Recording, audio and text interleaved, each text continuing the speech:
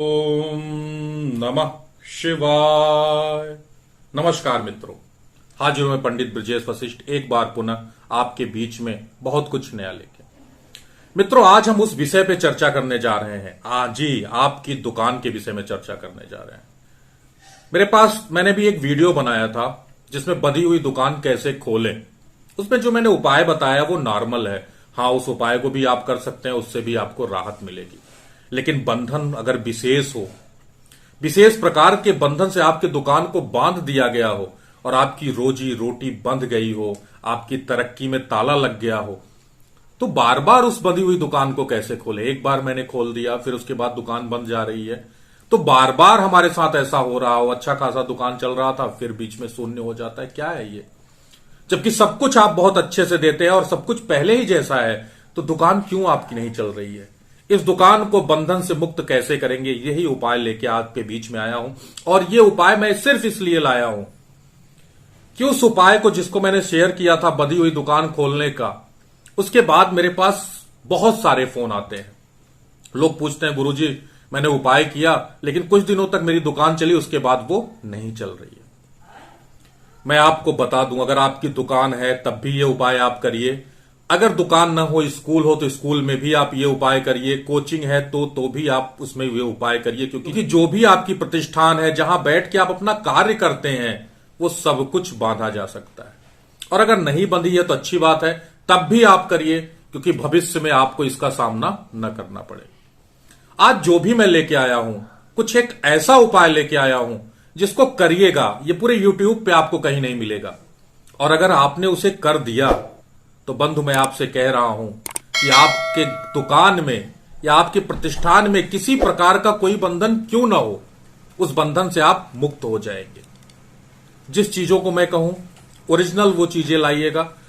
हां, मैं जानता हूं मेरे टोटके थोड़े से कठिन होते हैं, लेकिन आज जो बताने जा रहा हूं वो बिल्कुल सरल है, बिल्कुल आसानी से मिल जाएगा।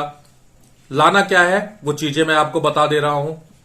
उसके साथ साथ एक लाल रंग का कपड़ा लीजिएगा जिसमें उस चीजों को रखना है, और उस पर सतरंगी धागे से पोटली बांधनी है।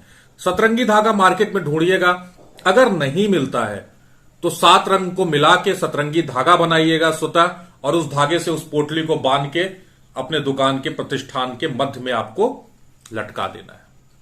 लाना क्या है? लाना है आपको बिच्छोल की जड़। बिच्छोल है क्या? उसे बिछोल भी बोलते हैं। बिछोल को जब आप उसके फल को ऐसे खोलेंगे तो उसमें जैसे पक्षी का सर होता है वैसे काला काला बना रहता है।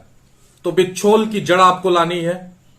3 नदियों का रेता आपको लाना है, यानी 3 नदियों की मिट्टी लानी है। कोई भी 3 नदी के पास जाइएगा, वहां से थोड़ी थोड़ी मिट्टी लेते आइएगा। और आपको एक चीज लाना है, बरगद की जड़। बरगद की ऐसी जड़ लाना है जो ऊपर से नीचे की तरफ आती है, जमीन से टच हो लेकिन जमीन के अंदर धसी ना हो, ऐसी जड़ को तलाशिएगा और उसे थोड़ा सा काट लीजिएगा। एक छोटा सा टुकड़ा बिल्व वृक्ष के जड़ का लाना है। ध्यान रहे, उसी बिल्व वृक्ष के जड़ का लाइएगा जिसकी पत्तियां भगवान शंकर के ऊपर चढ़ती हों। इसके साथ लाल सूखी मिर्च के कुछ बीजे हों, मतलब लाल मिर्च आती है, आप देखते होंगे, उसकी सूख गई रहती है, उसकी कुछ बीज निकाल लीजिएगा, वो बीज आपके पास हो। इसके साथ 3 प्रकार की गुंजा होती है, लाल, काली और सफेद। 2-2-2 मतलब 6 दाने गुंजा के बीज के रहेंगे। ये सब कुछ इकट्ठा करिएगा रविवार के दिन, मंगलवार के दिन या बृहस्पतिवार के दिन आपको इकट्ठा करना है। जो कपड़ा मैंने बताया था उस कपड़े में उसको सबको रख लेना है। थोड़ा सा गंगा जल छिड़क दीजिएगा, पवित्र कर दीजिएगा। फिर उस कपड़े को ऐसे पोटली नुमा बनाइएगा, सतरंगी धागे से बांधिएगा और अपने प्रतिष्ठान के मध्य में टांग दीजिएगा। टांगने के बाद करना क्या है आपको? अगरबत्ती और धूप बत्ती सुबह और शाम आपको दिखाना है, पर डे दिखाना है। ऐसा अगर आप करते हैं, अगर आपके दुकान में किसी प्रकार का बंधन होगा, किसी प्रकार का तंत्र मंत्र होगा, जादू टोना होगा, मैं ये दावा करता हूं वो सब छूट के निकल जाएगा, सब कुछ टूट जाएगा। और ना तो कोई बंधन अब उसके बाद काम करेगा जब तक ये रहेगा। अगर आपने धूप बत्ती अगरबत्ती दिखाया है, किसी प्रकार का तंत्र, किसी प्रकार का बंधन कुछ भी काम नहीं करेगा। ये मैंने सार्वजनिक किया है आप लोगों के लिए।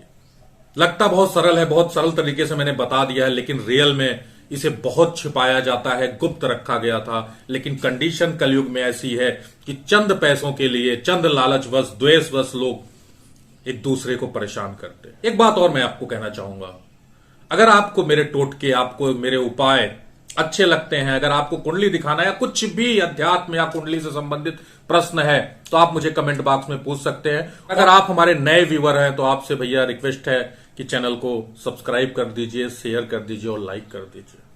चलिए इसी के साथ ओम नमः शिवाय। महादेव सबका कल्याण करे। हर हर महादेव।